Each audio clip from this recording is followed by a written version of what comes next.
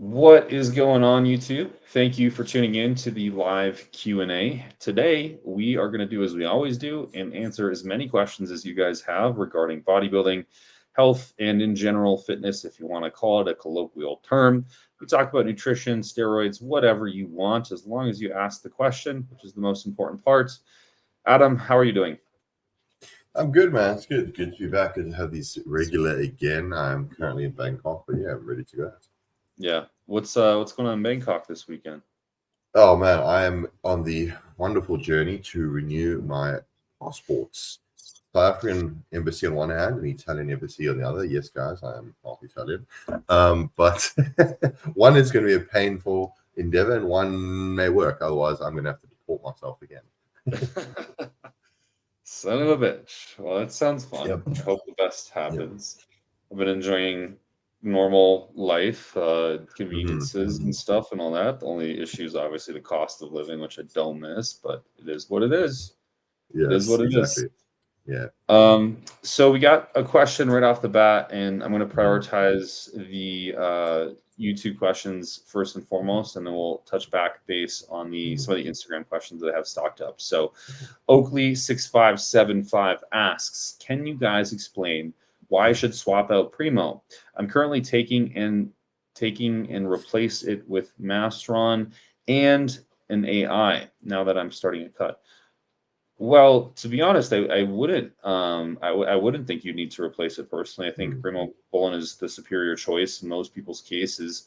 And in fact, I think me and Adam both have the experience of it being more prominent in causing estradiol suppression compared to Masteron. So I think, colloquially, I use that word too much now, but the idea is that you should use Masteron on a prep, and that's just simply not true. I've had successful preps with guys using like NPP or some other compound. I don't think it's a necessity if you're using Primo and the Primo's working excellently. Why stop using it? That's my 2 cents. Yeah, I mean, to further add that, I'd have to agree. It's like the first question is like, why do you want to stop it? Are you experiencing some sort of issue? Are you experiencing some side effect? Do you think it's not effective, etc., etc.? If I were to play devil's advocate and think of what it could be, well, it could be simply because the Primo is fake and maybe it's not controlling your estradiol, maybe it's not Primo, it's something else. Other than that, as Kolton said, DHT derivative is a DHT derivative. You should have a similar cosmetic effect in a prep. Really, it's the low body fat combined with the DHT, which typically gives that cosmetic effect. In terms of anti-aromatizing ability, well, we know that the metabolites from Primobolan act more as an aromatase inhibitor in the sense that it will reduce serum levels of estradiol.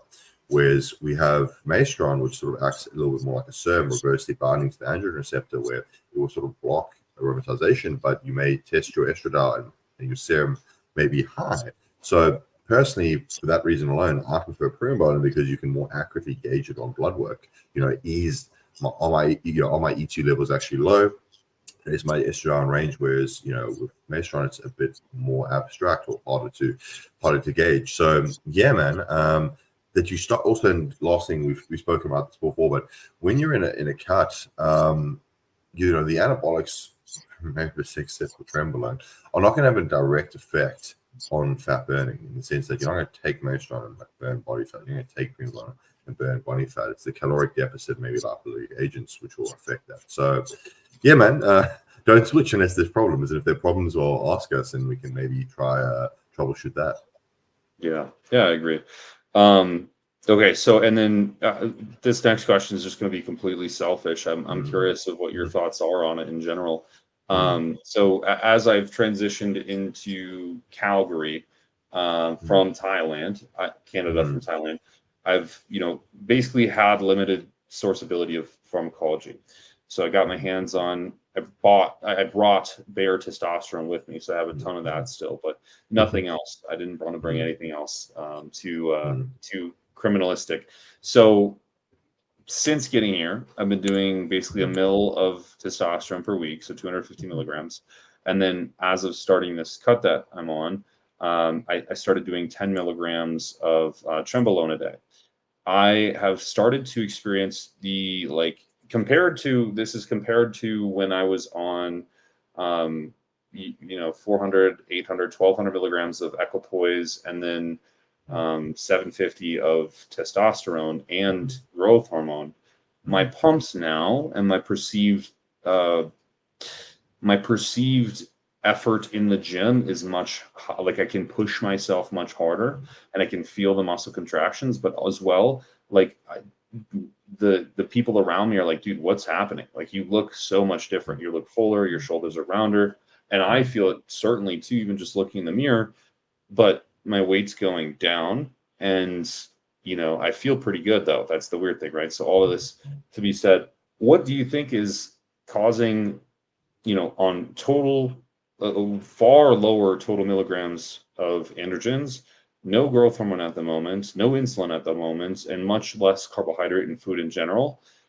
What could be, I guess, potentiating me to have a better perceived training and pumps in the gym with overall just less, Yeah. Yeah, man. I think it's a multitude of things that we sort of touched on last time we spoke. That one, I think there's, a strong probability that some of the stuff we're using was either underdosed or fake. And reason being is, for example, that equipoise. Myself was using it. Another coach, Kolton, has been using it. We both did our blood work and compared and contrasted, and our hematocrit and red blood cell count are well within range.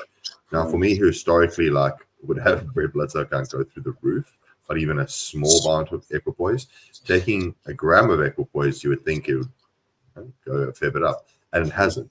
So one, I think there's a good chance that both of us was using maybe just a bit of testosterone, and actually the other compound could have been very limited, underdose, fake, whatever it may be. I'm not saying that with certainty. I'm basically extrapolating my own blood work. And the other thing I can add is that I generally think, even when I tried 70 milligrams of Tren a week, it has a really profound effect. And some people respond really well to it, and you may be one of those individuals. I think I respond well to it, but also get a fair bit of side effects from it. Even as low as 35 milligrams a week, my health markers were deteriorating. So I think a combination of that potentially could be affecting it, as well as getting leaner. Again, Trembolone, you're gonna have a more pronounced effect. It's got glucocorticoid receptors to cortisol levels. You're gonna have a bit of a body recompositioning effect, I find. So that could potentially be it, man. I would say if I were to have an educated stab at it. Yeah, no, I think you're right, and I think a lot of it, to be honest with you, as I've been just pontificating what this could be, I think a lot of it is honestly hydration too, because it's cooler here as a general climate, but then everywhere has AC. So you go to the gym and has AC, you're not sweating bullets just walking into the gym, and it's much more of a controlled environment in terms of I leave the gym, I get home in this amount of time exactly every day. So the meal is at this time every single day.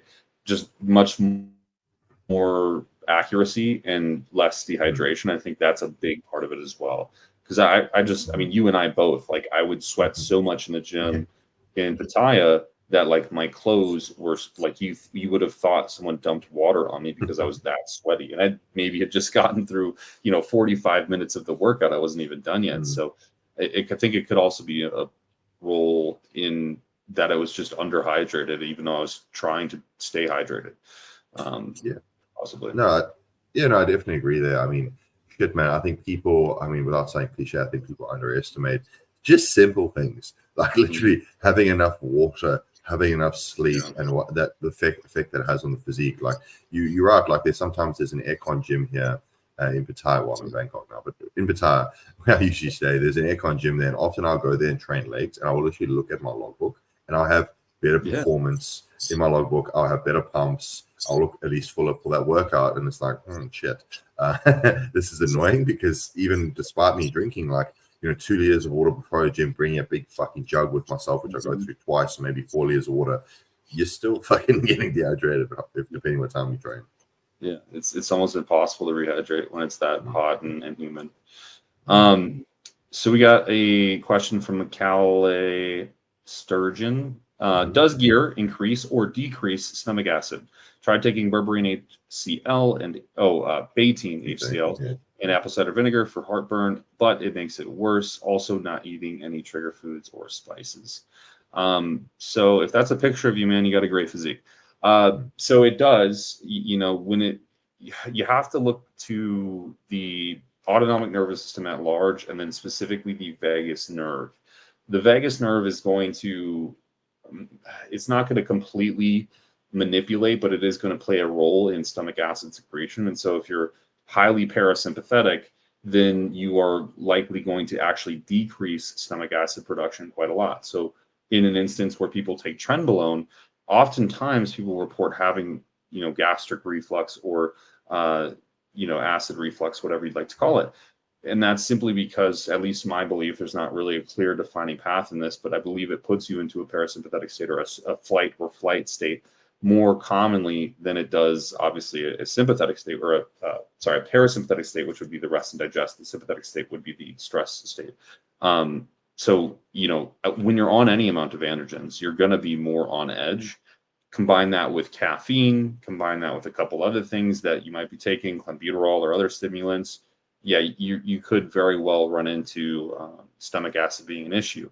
The problem with beta-HCl is if you're on a cut, which I don't know if you are, but if you're on a cut and you're not eating a lot of food, your necessity to have a lot of stomach acid might actually not be that much. I find that once food volumes get quite low for me, usually around like 3,000 or below calories, that's where I'll start just getting stomach acid without anything in play, and just because I believe my stomach has enough acid to support much higher calories, and it's naturally producing that much, and then I put a lot of less food in there, and then I get stomach acid issues. And also, I will say, if I miss a meal, I'll get that same exact response sometimes too. So that's kind of my thoughts.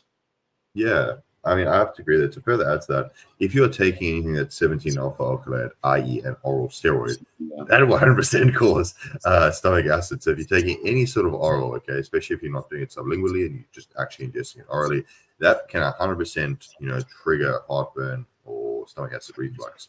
And also to further add to that, as Colton was saying, if you're in a deficit, you may be overshooting how much stomach acid you need, in which case I would do the opposite.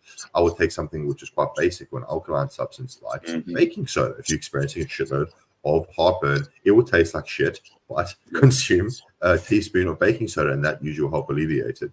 And then to also further add to that, it also, if you're in a surplus and you're eating a shitload of food, having poor digestion can cause a buildup of stomach acid and acid reflux. I know with myself, if I start eating over 5,000 calories and my digestion is not on point and I try to like slam 2 meals together, which inevitably happens when you're busy sometimes, yeah, I'll get a fuckload of heartburn and stomach acid reflux, and it'll be like shit. In which case, yes, using B10 HCl apple makes sense to increase stomach acidity to try to break down that food. But it's like if you're putting 2 meals together or having an excessively large meal in one go or something like that, you're probably going to get, you know, stomach acid reflux regardless because of all that indigestion. So it's hard to answer directly without further context, like, are you on orals? Are you on a surplus or a deficit? How much food are you eating? What's your digestion like? What's your fiber content like? As usual, the answer is it depends, but those are some things to think about, and maybe you can try troubleshoot based on that.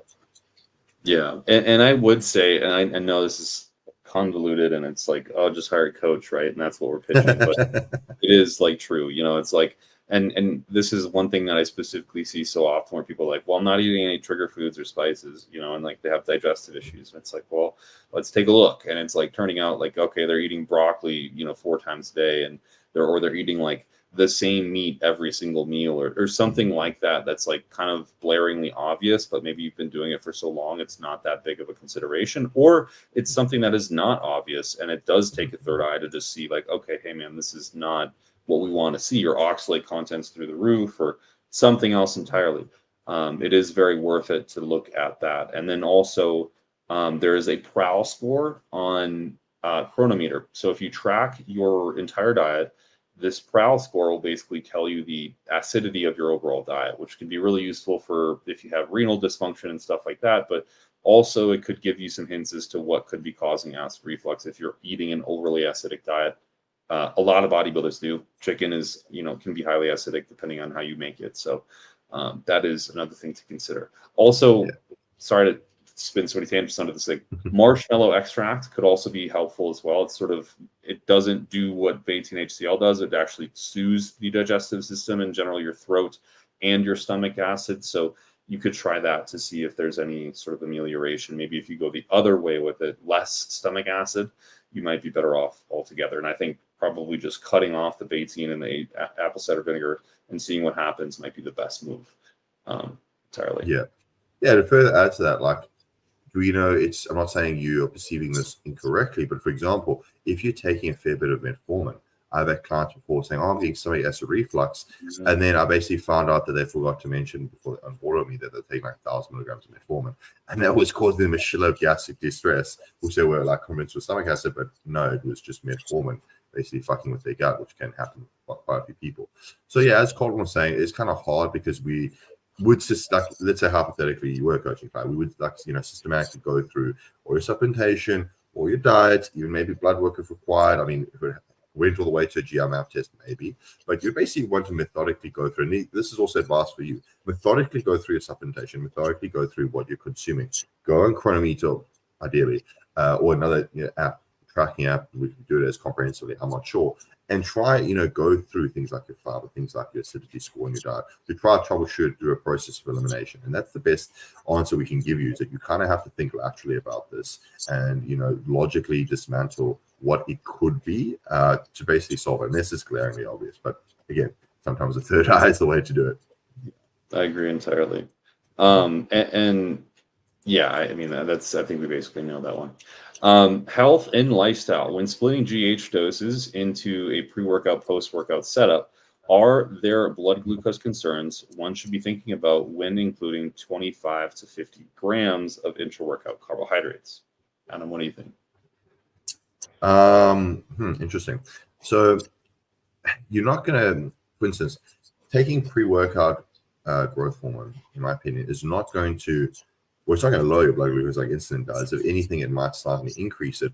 So having 25 to 50 grams of intra-workout carbohydrates shouldn't have any detrimental effect. I mean, I really hate to do this, but it's like, it depends. Are you taking insulin? Okay. Yeah. What is your blood glucose like pre-gym? Like, is it astronomically sky high because you just had a huge, pre-workout meal and you're only going to work out for like an hour and a half? And in which case I'd say you don't really need intra carbs, or did you eat 2 hours prior and you haven't had any carbohydrates in your system and you combine it with a bit of, Humalog or short-acting insulin, in which case, yes. But just try specifically answer your question. Taking a pre-workout dose of growth hormone shouldn't directly affect your intra-workout carbohydrates, in the sense that, like, you have to take X amount of carbohydrates with the growth hormone. Yeah, and I just pulled up a study that I saved a while back, and it is about this exactly. Growth hormone administration. The study is titled, if anyone wants to look it up, it's called "The Effects of Growth Hormone on Glucose Metabolism and Insulin Resistance in Humans," and it was published in 2017. And they review a couple studies in specific, and really what they found is that, yes, previous studies have shown that GH administration does suppress glucose uptake in adipose tissue. They did one study where they administered GH, and I found that it did suppress GLUT1 or GLUT4, glucose transporter protein, in adipose sites, but it wasn't necessarily in myocytes and muscle sites. And I do believe that if you're truly training to a stimulatory, standard, which meaning like you're training hard enough, it probably won't be an issue. It does increase a good deal of gluconeogenesis in the liver, but I mean, honestly, like an average person burns around, I can't remember the exact number, but it's around like 1 hour of training is like 175 to 250 grams of glycogen, basically, or the equivalent of carbohydrate. And if you're replacing 25 grams of carbohydrate, and then, your pre and post workout are basically like 100 grams of carbohydrate, and you're certainly a greater body mass than an average individual, it's probably no issue. And I personally, like, just to give you insurance here, I know I just read a study that maybe says otherwise, but and I think Adam's probably the same. I've never seen anyone have blood glucose issues taking pre or post workout GH administrations. So there is that to be said. In fact, I've never really seen anyone have regarded to glucose like anything outrageous, like going up to 90 milligrams per deciliter is kind of normal when you're taking 10 plus units, but like for most part, most people don't respond in that way at all. So If you do have blood glucose issues, I'd look at it as an issue, as like a potential factor.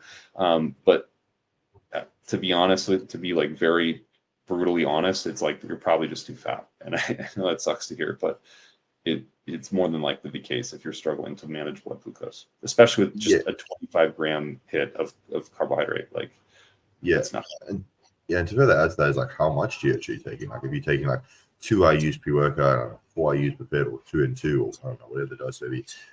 I mean, at least from all the blood work I've seen, I've really seen that, you know, less than 6 IUs of GH have an effect on blood glucose. Yes, some individuals are different, and there's a slight elevation, but it's really a slight elevation. Like I've seen, you know, in some athletes, it literally goes up like 4 points. And like, dude, you can literally just throw in like 5 minutes more cardio, or, you know, slightly alter the carbohydrate cycle, and it's fine. And as Kolton said, if you're experiencing significant blood glucose issues, it's probably insulin sensitivity that you're too fat, unfortunately. Yeah, unfortunately. Matt I want to say this right, Gerard. How high, sick physique as well, dude. I hope that's you and it's not just some anime bitch. How high will you let Clen get in prep? Benefits of pushing higher than 80 to 120 micrograms per day. Shoot, man. Todd's saying is if you're not getting side effects, you can take more. So literally, I've asked him in one instance when I was working with a competitor who was doing physique, and he was like, as much as they can tolerate. I was like, okay. I don't necessarily think that's a gold standard to take. I personally have never gotten anyone up above 140 micrograms, and that was only one time during like a balls to the walls kind of prep for a female, who usually females tend to struggle quite a bit losing that last bit of fat. But that was only for, I think, 3 days before we checked in again, and then we dropped it. So I would say for men, easily, 80 to 120 to 150 micrograms, depending on who you are. I know many bodybuilders do that regularly, but momentary. I don't think if you're doing that over a month long or even over 2 weeks long, you're doing something wrong if you're not making extreme progress on a dose of clenbuterol like that. Yeah, I have to agree. Like, I don't really, when I say don't look at the dose, obviously I'm not giving someone 200 micrograms, but I basically based on their resting heart rate. So that's something that one of the metrics that I pay close attention to in prep, or when we're using a lot of lipolytic agents. And if I start seeing their resting heart rate starting getting like alarmingly high, I would say like above 85, beats per minute, which some might be like 85, walk around at 100. Okay, cool, but like that's not a good idea. If I start seeing it jumping drastically, like 10 beats per minute, based on that touch ratio clenbuterol, I will bring it down. And as Colton said, typically like I haven't seen above 140. I haven't had a need yet with clients to do above 120, to be honest. Usually it caps out about 100, so that's 120, because I usually find that they are lean by the end of stage lean. I haven't had an individual who struggled that hard. But to answer your question, you might be on 80 micrograms, and if your resting heart rate is through the fucking roof because you're either sensitive to it or you're running other stimulants, that might be your threshold. So don't think of it as like, the threshold is based on an arbitrary dosage number. It's based on your health markers, specifically your resting heart rate. So check your resting heart rate. Yeah, and I'm very much like the poor or maybe good responder to clenbuterol. I'm not really, probably good. I can take 20 micrograms and get a substantial effect, and me and Adam were talking, we agreed to do 40 micrograms. And for me, that's like that's fucking, like, I'm freaking out, and not literally, but like I'm, like my hands are shaky and I'm definitely sweating my ass off and I feel it. And going over 60 for me is something I just cannot tolerate. I've never gone over 60 ever before. So it's, but other people are different. And like you said, as long as their heart rate, like I have had clients who are up to 100 micrograms of clenbuterol and their heart rate's still below 60 beats per minute. And if they can sustain that and they're not having, negative outcomes, then generally speaking, you can increase it, because what we're looking at is, generally speaking, as a negative effect from clenbuterol is the architecture of your heart, like being changed by such a abusive, adrenergic stimulus. Yeah, you basically don't want to be walking around with a high resting heart rate. You want to minimize it as much as possible. So Matt's got another question. What's your thoughts on smashing E2 to undetectable levels at the end of prep? I know this is a somewhat common. But how does this hinder carb loading and overly flattening out? So, look, I think a lot of people have been swinging left and right on this over the years. It's been like all the estrogen. It's been like low estrogen, all the estrogen, low estrogen. The way I frame it is if you're non-symptomatic and your estrogen is, somewhere at or below 80 picograms per milliliter, you're good for the most part of the year. I do think that to get your glutes absolutely dialed in, your hamstrings dialed in, your lower back dialed in, you do need to smash estrogen. But again, it's an acute phase. It's 3-4 weeks at most, and it usually does the trick. I don't know why that is. We do have research supporting fat patterns in women with higher or lower estrogen. And typically when women have higher estrogen, they kind of tend to partition more fat around their lower back, abdominal area, and hips, which is kind of exactly those areas we're trying to affect when we're getting that estrogen down.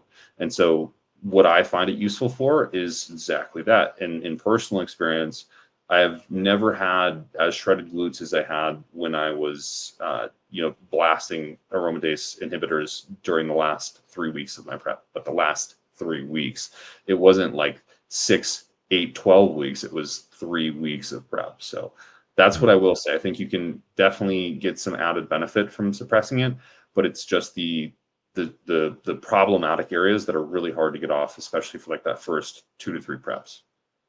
Yeah, and to further add to that, again, I don't want to sound like a fucking broken record, yeah, but like it depends.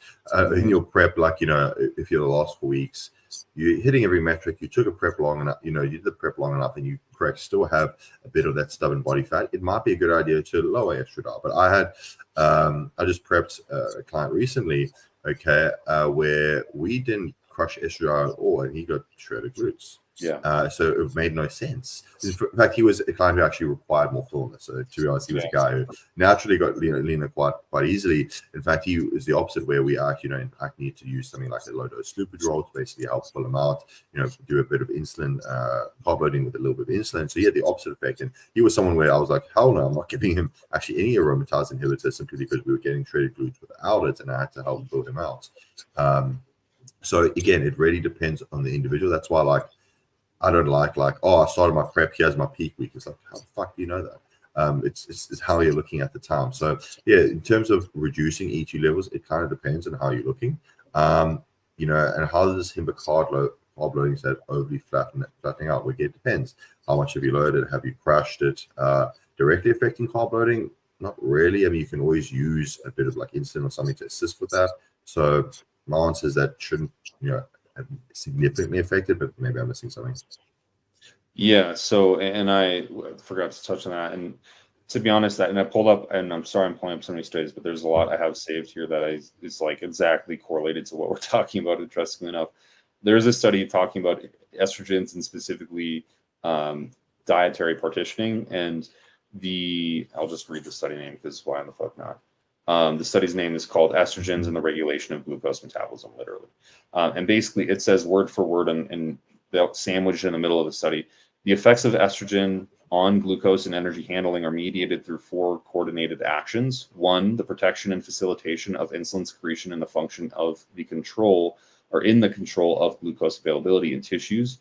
2, the modulation of energy partitioning, favoring the use of lipids as a main energy substrate when their availability is higher than that of carbohydrates. 3, functional protection through antioxidant mechanisms. And 4, central effects on the whole body energy metabolism and homeostasis maintenance. Generally, from my understanding, estrogen doesn't play a huge role in glucose metabolism. In fact, it's more additive towards lipid metabolism. So again, you're going to preferentially actually aid fat loss as you have a moderate to normal estrogen level. The reason that we lower it is to repartition that fat mass on the hips and the lower glutes if need be. Doesn't mean it's increasing fat loss. It just means that if fat moves from your hips to your chest, you might be able to burn or oxidize the fat from your chest a lot easier than other muscles because of blood flow and whatever else. But I think that there is some, and I could be wrong, but there's like hepatic insulin clearance that struggles without estrogen, and then there's like the prevention of beta cell function without estrogen. But I still don't see that being a huge factor when carb loading. I know that was really hyper specific, but Yeah, look, I'm sure like Kurt would be able to find some very specific correlation between estradiol and carbohydrate loading, but to be honest, for the most part, I don't think it's going to have a significant effect. And it's one of those ones where, again, you have other agents to assist with yourself. Like I said, I've had many clients where, yeah, we suppress estradiol. We didn't have any issue, excuse me, with carb loading. With some larger individuals, did we have to use a little bit of insulin? Yeah, sure. But usually you're so insulin sensitive at that point that would sort of counteract any sort of detrimental effects you would potentially have. So yeah, for the most part, it shouldn't be an issue. Just be wise on whether you actually do need to, suppress your estradiol to undetectable levels. Yeah, I agree so much. And yeah, that's the difficult thing about when we're playing with biology and physiology is it's a multifactorial equation. It's not just, one input, you get one output. If it was that, it would be an easy ass fucking gig, but it's not. It's multiple inputs, multiple outputs, and you have to really try to figure out what's going on as a whole picture. Jay Jove, hi Kolton and Adam. I just came to say hello. It's 4:30 in the morning here. Holy shit. So I have to crawl under the covers soon and watch the stream later. Thanks, man. I appreciate you tuning in. When you do, thanks, bro. Throw us a like and subscribe if you haven't already. AI, do you notice strength loss or muscle cramps from metformin?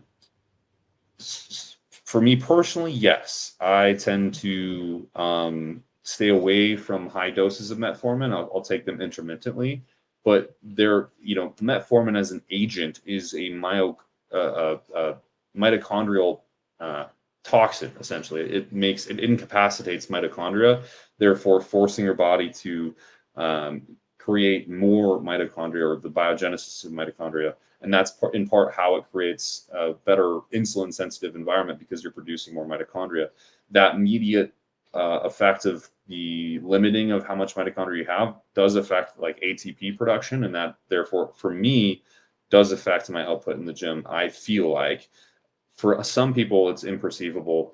For me, I do feel, especially because I'm very heavy in the combat sports and heavy amounts of cardio, like hard work type shit where it's very athletic, like aerobic type stuff, as well as weight training. I notice it significantly more in aerobic type work compared to resistance training.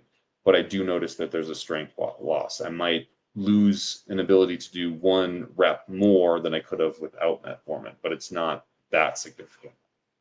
Yeah, I was going to say for myself, it's not perceivable simply because I can't tolerate high doses of metformin. So maybe because like I'm taking 250 milligrams split twice per day, a maximum, it's not perceivable to myself. And during a deficit, I typically don't use it or need it. So during a surplus, I don't notice strength loss because we're typically on higher anabolics and on more food. So it's imperceivable. But if you are, as Kolton said, well, then maybe reevaluate. Like in terms of strength loss, if how significant is it? What are you using the metformin for? Can you use something else, like a glucose suppository like berberine? And then muscle cramps, I think maybe that might be more hydration, electrolyte balance issue. My first thing when I ever hear about muscle cramping, ensure you're drinking enough water, ensure you're having enough electrolytes in said water. Try taking a bit of taurine, try upping your magnesium. Again, there's a couple of things you can troubleshoot there, because cramping is something which can be affected by a multitude of different things. Yeah. DJS, what amount of GH can you take without shutting down your natural production? Absolutely zero. If you take any GH, you're going to basically shut down natural production, but it's very momentary. It's very clear that it takes about 24-ish hours to restart natural GH secretion, from what I understand. Yes, GH is something where you can kind of just drop it and not have to worry about it. There's no PCT, so to speak, with growth hormone. So yeah, have at it. Yeah, that's about it. You're right. Like it's the same thing as testosterone. If I was to, lower my dose of testosterone down to 50 milligrams per week, I would be miserable, but I still wouldn't be producing my own testosterone because I still have negative feedback, and there wouldn't be more testosterone being produced. The likewise is true with growth hormone. Even if there's one IU you've administered in your system, your body still understands and comprehends that there's growth hormone existing in the situation. There's not need to produce more than as is existing in your blood serum. Of course, man. Ask some more. Nicholas asks, is adding in compounds to affect the glucocorticoid receptor a good idea? For example, using low-dose Tren or Clen in an off-season. I like this question. Yeah, and I think me and Adam are one of the only people that are bullish on using Tren in an off-season, but as a very low-dose agent, especially for people who are very, high stress, like high demand. Like a great example, I just took on a guy who is he manages construction sites for a living. So he's bouncing back between different construction sites. He's outside. He's managing, heavy equipment. He's operating it all day long. So the dude's getting like 24,000 steps, right? And it's just like the most catabolic environment ever. You could never eat enough food to catch up. So for him, like low-dose Tren, highly effective because it would be more conservative to the muscle tissue, especially through like the rigorous endeavors that he's going through. For the guy who's a full-time bodybuilder who just sits at home all day, eats his meals, plays a bit of video games, probably not so significantly impactful for that individual. Yeah, to further add to that, again, it depends on the effect it has on one's health markers. For example, I did a similar experiment myself in the end of an off-season phase not too long ago, where I used 35 milligrams of Primobolan weekly to see if, I would have a better body composition effect with lower stress levels, because again, I had a lot of shit going on at that time. And long story short is that whilst it did have, I think, a positive effect on my physique in the sense that I felt that I was maintaining a better body composition / there was body fat, I found that just the effect of my lipids and my kidney markers, just that even low overdose, were not worth it. Look, to be fair, like I wasn't just taking Tren, so I can't say, 100% the Tren, but like I had gotten blood work probably about 8 weeks prior to that. All health markers were fine. So either it rapidly deteriorates in 8 weeks, or just the addition of the Primobolan, deteriorated health markers. So if you're someone who can tolerate it well, and as Colin said, I'm in a specific scenario where reducing cortisol levels would be worthwhile, sure, try a low dose, but don't be the guy who's like, I just don't want to get fat this off-season, I'm going to add 100 milligrams of Tren. Like, no, that's going to have a detrimental effect than a positive effect. It's like low dose, very low dose, and as needed. Yeah, 100%. And with the Clen thing, I really wouldn't use that in any situation, and unless it was like a female and we could microdose for the slight potential for anabolic effect, or if there was a male who had a really strict weight cap and his weight was very close to it, that might be a situation where we might implement it just to keep his metabolic rate higher. But beyond that, I mean, there's such a small use case for that. I wouldn't most likely do it. Yeah, 100% agree. Those are basically my use cases, like female athletes, and even then, like the studies are being on rodent studies that have anti-catabolic such anabolic effect on Clen. So really, we're like fingers crossed that we're actually having. Personally, I think it does. I do, but it's like it's a very low dose, like 20 micrograms per day for a dude on antibiotics. It's like waste of time. And typically, you speak to most like high level, larger professional bodybuilders, they are trying to mitigate or reduce their stimulant intake. Like a lot of them don't take pre-workout or don't take caffeine in their pre-workout. Okay, a lot do too, because at least some of them will realize, like when you're on a shit of androgens, you're using a lot of PEDs in generals, you are eating a fuckload of food, you are fucking 250 pounds plus a fair bit of muscle, that is going to put a lot of strain on your organ tissue, specifically your heart, and you want to do everything to mitigate that. You want to be doing all of that plus taking a fuck shitload of stimulants, plus taking Clen year round. You basically want to preserve, your organ function, heart function, obviously, and we want to reduce that basically, because like, what effect would you basically be getting from 40 micrograms year round as a male? Like, what, slightly upgrade your metabolism, causing you to eat more? Yeah, any added to it, to me, it seems that some people are more in need of an anti-catabolic agents than more anabolic agents, reason why I'm questioning. And I would agree with you in the context of like the construction worker or something like that. But like another really fucking idiotic part about this industry that we're in, and like people educating people on drugs, is that they tout each drug as having its own unique benefit, and it's not the fucking case. All anabolics do relatively the same thing. There's small, minute changes. Any anabolic you take literally any of them are going to have some glucocorticoid reaction, and it's going to be favorable. Any of them, like just look up any anabolic. Like it doesn't just specifically tailor itself to trenbolone, NPP, testosterone at high dose, like all of these things, insulin specifically. Any of these things are wildly beneficial. If you think someone needs more of an anti-catabolic agent, just try more calories. Like more calories and a bit of insulin. Like that's highly anti-catabolic. It's not just specific to trenbolone. So if someone needs it, they can also just take more androgens or more growth hormone or more insulin or more calories. That is all teetering the scale of anti-catabolism. And it's not just like you are anti-catabolic and you are anabolic, or you aren't anabolic and you are catabolic. It's a scale. Like it tips and wanes, and there's not really a defined edge. It just sort of balances itself. And the idea is we can balance it as much this way in the anabolic way as possible, so you're growing as much as possible and keep the teeter down on the catabolic side. But everyone's still going to be catabolic at some point in time. Yeah, I agree. And like to further add to that, like there's a reason why trenbolone is so popular in preps, because the science behind this, yes, it does bind to glucose receptor. It does have a greater anti-catabolic effect in prep scenario. And then it would be kind of useful, but like you're saying in an off-season phase, like how would you be anti-catabolic in an off-season phase if you're in a caloric surplus? Like, right. It's just not going to be happening. Again, I don't believe you would be. So if anything, the as Kolton said, the use case for something that binds to the glucocorticoid receptors as significantly as trenbolone would be a super stressed environment where it's like, but then again, in that case too, he can eat more food, but I can also understand that, like, with you doing 24,000 steps, like, fuck, how much more food can you eat? It really depends on what you're trying to use it for. I mean, technically, in even that case with, the client doing 24,000 steps, you ideally would actually just increase food, because you wouldn't increase trenbolone. Okay, and if anything, that will require him to eat more food. So, like a low dose of Tren, but then from them, as Kolton said, just increase food. Yeah, exactly. Like refeeds, and like using insulin on refeeds and things like this. I fucking despise Alex Kiko with a passion, very openly. We've had a huge feud in the past, and I still think he's very dangerous as an individual with some of the things he says, but he does very often.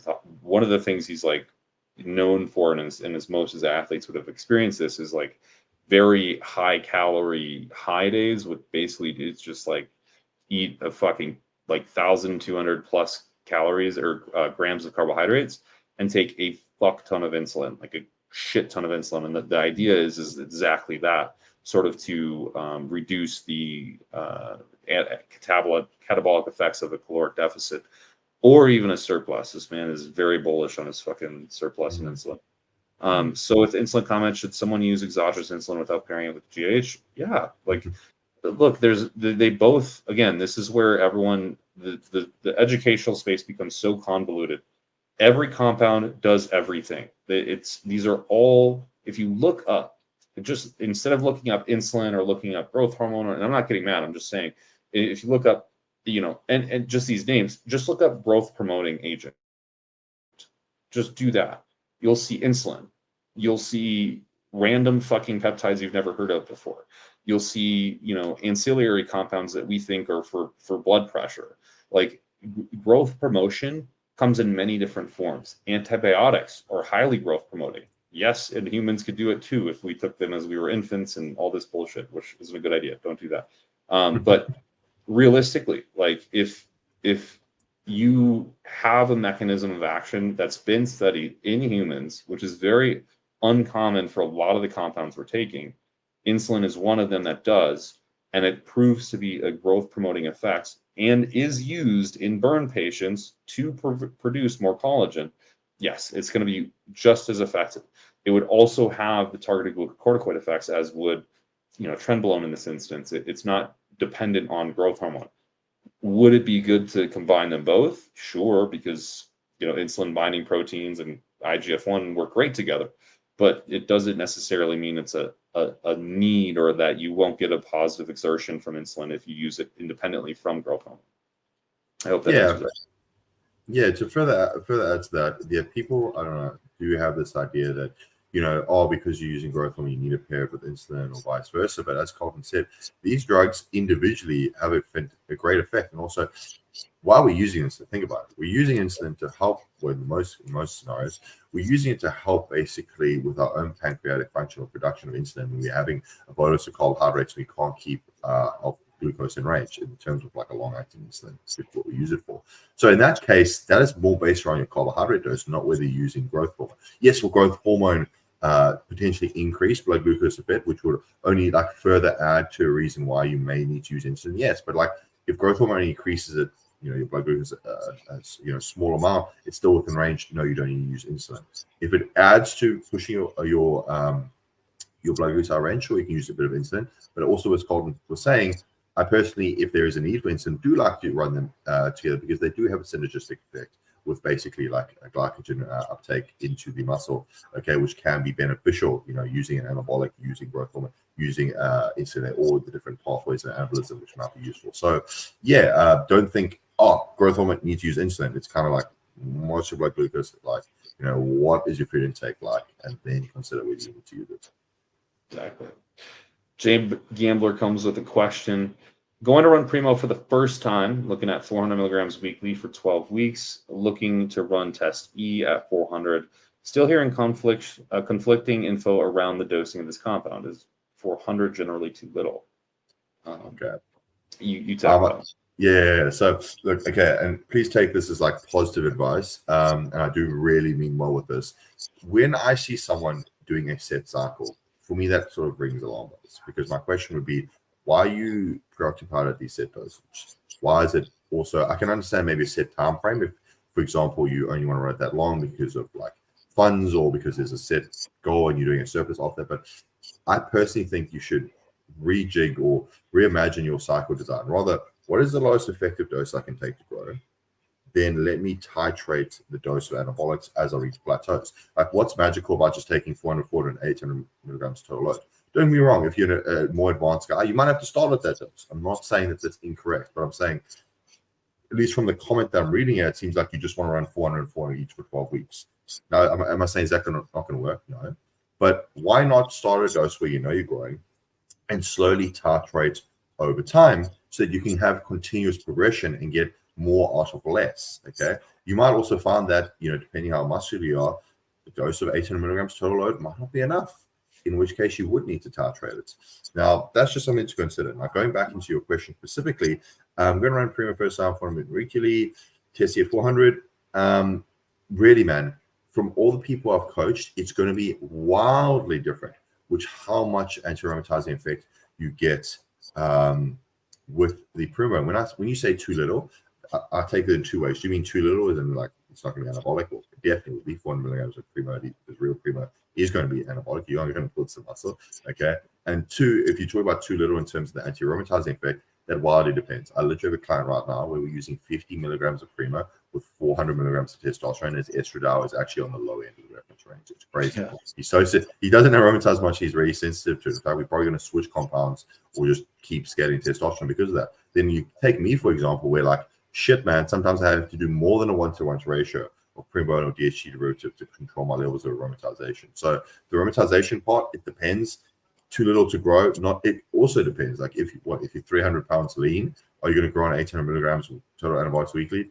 Probably not. If you are, 200 pounds and you're starting out at 800, fuck, that might be a shitload, and you can probably get away with 300 milligrams as a starting dose and titrate from there. So, yeah, man, I hope that answers your question, but just have a rethink about things and how you go with cycle design. In fact, I personally much prefer the titration model. Yes, I agree entirely. First of all, I do think that this stems from, and I could be wrong here, but I do think this stems from a lot of forum speak, maybe. Mm-hmm. And people used to talk all day long about how Primo was weak, like it is the weak androgen that won't have nearly as much of an anabolic effect.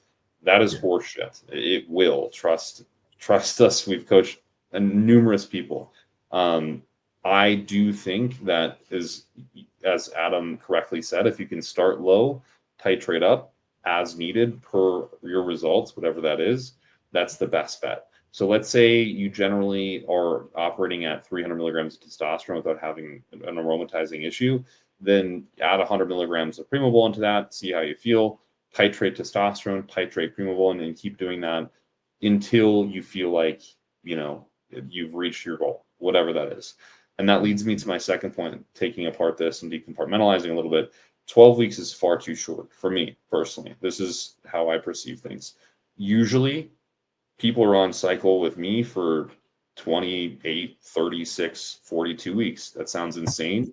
But if we're following the model of using as much as you need, but not too much, you can do that, right? Like it's just a matter of doing too damn much too damn early.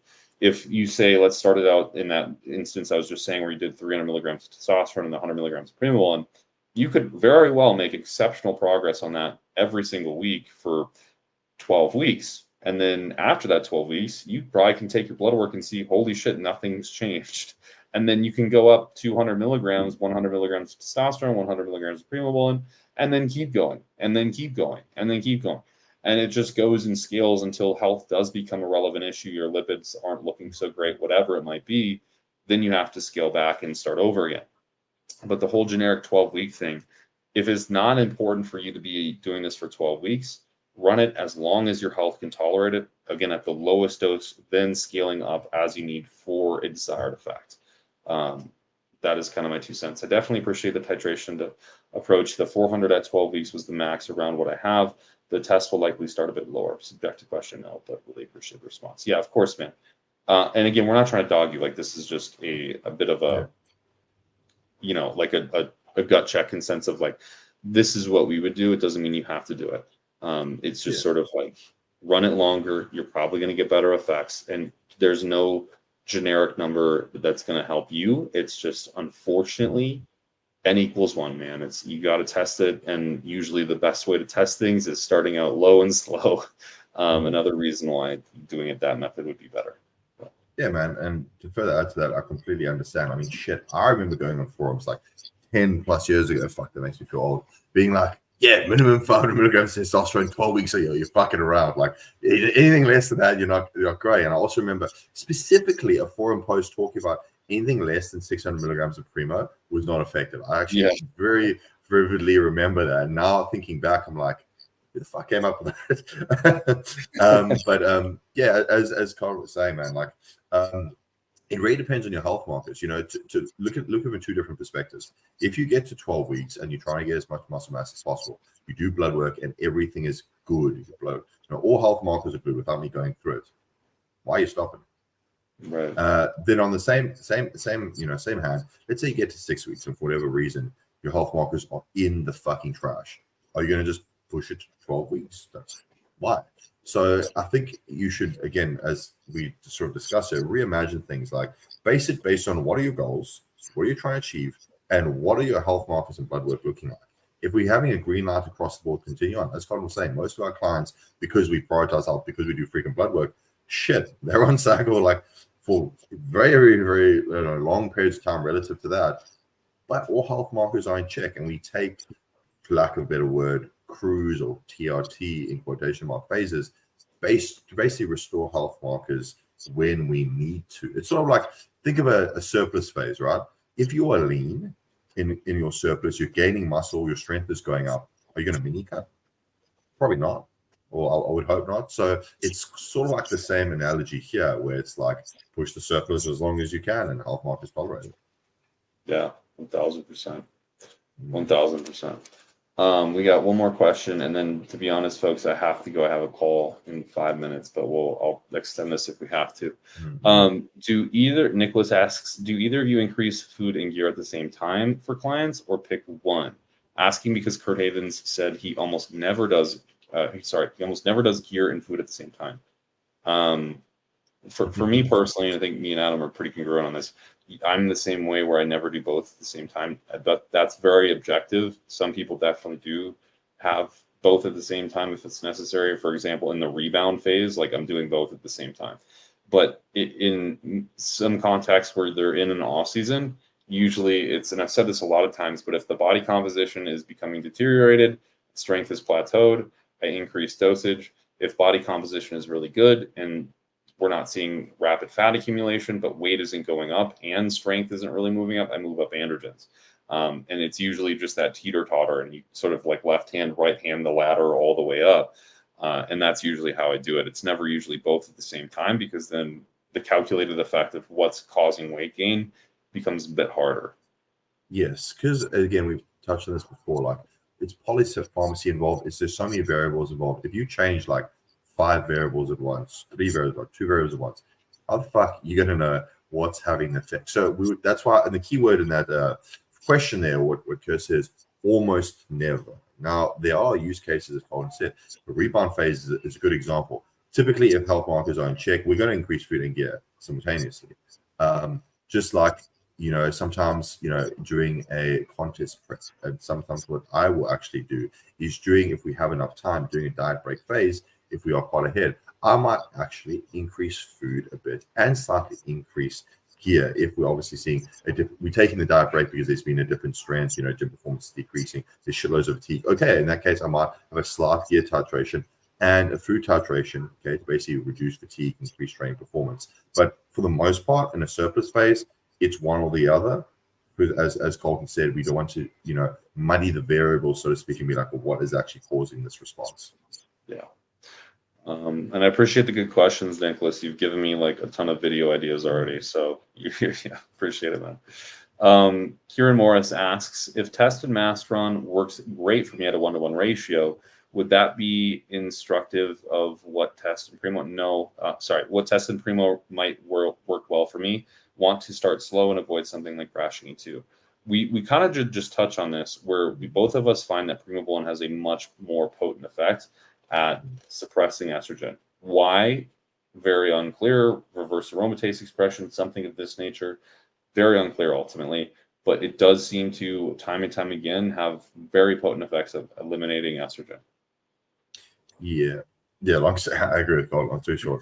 No, no. We wish it was that simple. It's one of those ones where if you've never used Primobolan before, what I would do is find the highest dose of testosterone that I can tolerate without aromatizing. No, let me rephrase it. No, you will be aromatizing. The highest dose of testosterone without your E2 levels being out of range or not significantly out of range. So basically, like, for lack of a better term, I would call it like, aromatizing mapping or E2 mapping. We try to find what's your maximum tolerable dose of testosterone. Find that first, then add in some Primobolan and see, some, let's say 100 milligrams, and see what effect that has on your E2, okay? If you find like, holy shit, my dick's not working, like I have, basically all the symptoms of low E2, oh shit, I'm quite sensitive. Or if you add it in and you like feel exactly the same and ideally confirmed by blood work, then okay, I can, add in this amount and have this effect and basically slowly increase it over time because, unfortunately, that's not going to be indicative. I mean, there's so many things that can affect it, like the dosage of Masteron, like how much testosterone are you using? Because as you said, there's going to, even if it's in a 1-to-1 ratio, there's going to be a difference between a low dose of testosterone and a higher dose of testosterone because based on how much aromatized. Even the brand of gear and how it's brewed, like unless you're HPLC testing it and seeing for sure that your batch, because now online, thankfully, we do more testing and people are posting reports, but they don't realize like that is a random fucking batch that was tested. Like that's not your batch. Right. How do you know your batches are going to have the results? So yeah, man, long story short, try and do your blood work, and that's the only way you're going to be able to tell. Yeah, and on that note, Adam, I haven't even told you this yet, but you're going to be an admin in it. I'm opening up a Discord. It should be ready by, hopefully, fingers crossed, Monday, the US time. But it's going to be a paid Discord group, and essentially we're going to offer our sources in there, and they're going to have, we already have them all in there, so they're going to literally be able to talk to you in the Discord if you want to make orders. We have vetted these resources personally through administration of the gear to ourselves or our clients. We know what works. They will offer special deals within the Discord that are fucking unbeatable, I promise you that, as well as there's going to be a couple other good opportunities for people in there. It's about all I can say with YouTube's TOS, but that should be coming out on Monday. You'll either see it on my Instagram and you'll definitely see it on any video that comes out in the near future. So keep your eyes out for that.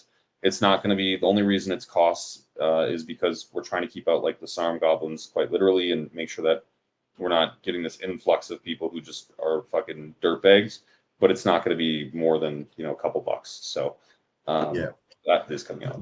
And to further add to that, like there's a lot of good like-minded people, and like I mean, our group chat for Blood Bowl is awesome, and there's a lot of knowledgeable guys in there. We are in there, and it's kind of cool because honestly, like I find that not coach, answering a lot of the yeah, questions, they answer their own questions the way we would, and I'm like, that's awesome. yeah, it's pretty cool. Like I'll see like, oh fuck, there's 100 comments, and then I'll go read them through. I'm like, cool, you guys came to the same conclusion. Like thumbs up, which is great. But yeah, it's a great community, and like there's I think there's a lot of value in it, to be honest, because often your coach is a fantastic second opinion, but often multiple opinions on a topic can be quite useful. Or rather, troubleshooting a topic can be useful. Like guys is talking about like various ways to make their day more efficient with meal prep. Something as arbitrary as that to all the way to like who has the best lab tested sources. And I think it's coming invaluable, and we don't often talk about it, but man, I think it's awesome, and it's a great value to everyone who's in it. Yeah, and that brings us to the point. If you do need a coach or any assistance with whatever you're going through, whether it's a prep or just getting in better shape as an athlete, whatever, use the link down below, or just shoot me an email, Coach Kolton at Built by Blood Nutrition. Jesus fucking Christ, Coach Kolton at builtbybloodnutrition.com, and we will hook you guys up. Everyone gets access to that group when they join the coaching community. And honest to God, I'm not even saying this at this point. I thoroughly believe we offer the best service on the internet. When I've just seen so much shit from all over. So that's all I'll say about that. But with that, guys, we do have to go. That is all the time we have for today. Please, if you can, share this video with your friends. It helps us tremendously to get this more in the algorithm. The last live we did got more views than videos I've paid for like editing over $200, which is crazy to me. So if you guys keep enjoying these, keep sharing them, keep liking them. It does us a huge, huge help. And we will see you next week. Appreciate you. Yeah. Thank you for the questions, guys. We appreciate it. Keep them coming. We'll see you next time.